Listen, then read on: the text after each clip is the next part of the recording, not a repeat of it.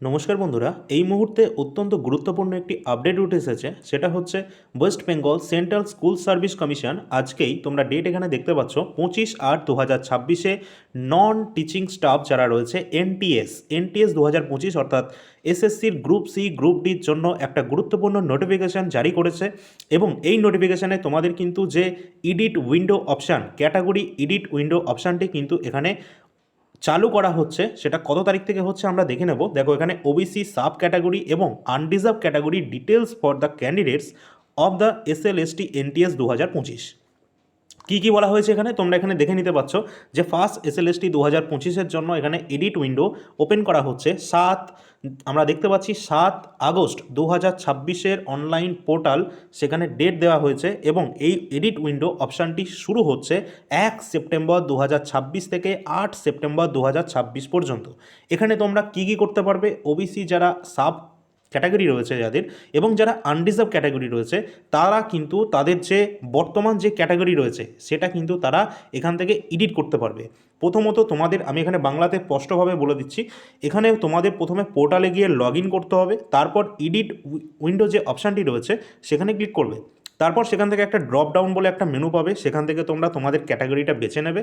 তারপর তোমরা কি করবে, সেই ক্যাটাগরি বেছে নেওয়ার পর তোমাদের যে সাব ক্যাটাগরি, তোমরা দেখা গেলো ওবিসি রয়েছে, ওবিসি কোন তোমাদের কোন ক্যাটাগরির মধ্যে তোমরা ওবিসি পড়ছো, যে 66টা সম্প্রদায় ছিল বা এখনও সেগুলো বাড়ানো হতে পারে, যেগুলো বাড়ানো হয়েছে হয়তো। তো বর্তমান যে কটা ক্যাটাগরি রয়েছে তার মধ্যে তোমরা কোনটায় পড়ছো সেইটা তোমাদের সিলেক্ট করতে হবে, ওখানে সিলেক্টের অপশান তোমরা পেয়ে যাবে। এবং যদি কেউ আনরিজার্ভ হয়ে থাকে সে আনরিজার্ভ বা ইউআর ক্যান্ডিডেট হিসাবে পরিগণিত হবে সেক্ষেত্রে। তো এই জিনিসটা তোমাদের এডিট করে লিখতে হবে। কারোর যদি ওবিসি সার্টিফিকেট থাকে সেই সংশ্লিষ্ট ক্যাটাগরিতে, তাহলে কিন্তু তারা সার্টিফিকেটের যে নাম্বার সেটা লিখে কিন্তু তাদের জমা করতে হবে।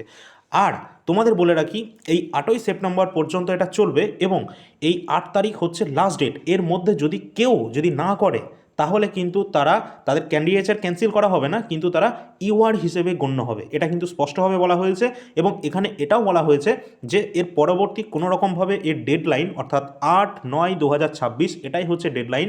এর পরবর্তী কোনো রকম কিন্তু ডেট আর বাড়ানো হবে না, এটা একদম ফিক্সড রয়েছে, ফাইনাল। ঠিক আছে, তো সকলে কিন্তু তোমরা 1 সেপ্টেম্বর থেকে 8 সেপ্টেম্বরের মধ্যে তোমাদের যাদের যে সমস্ত ওবিসিরা যারা যারা রয়েছে তারা কোন ক্যাটাগরিতে পড়ছো সেটা তোমরা এডিট করে সেটা ঠিক করে নেবে। যদি তোমাদের সেই ক্যাটাগরির মধ্যে না থাকো তাহলে তোমরা ইউআর অপশানে সিলেক্ট করে সেটা জমা করে দেবে। ঠিক আছে, আর যদি কেউ না করো সেক্ষেত্রে তোমরা ইউআর হিসেবে পরিগণিত হবে, এটাই ফাইনাল। ঠিক আছে, তো এই ছিল এখানে, আর কিচ্ছু নয়। তোমরা অবশ্যই আমি তোমাদেরকে জানিয়ে দেবো কীভাবে করতে হবে। 1 সেপ্টেম্বর তারিখটা আসুক তখনই তোমাদেরকে জানিয়ে দেবো। ঠিক আছে, টেলিগ্রামে আমি সম্পূর্ণ নোটিফিকেশানটা শেয়ার করে দিয়েছি, সেখান থেকে তোমরা নিয়ে নেবে। আর তোমরা যারা নতুন রয়েছো all India rankers YouTube channel এবং ফেসবুক পেজে যারা দেখছো অবশ্যই এগুলো তোমরা সাবস্ক্রাইব করে রাখবে এবং ফলো করে রাখবে, কারণ গুরুত্বপূর্ণ যে কোনো আপডেট সবার আগে তোমরা এখানেই পেয়ে যাবে।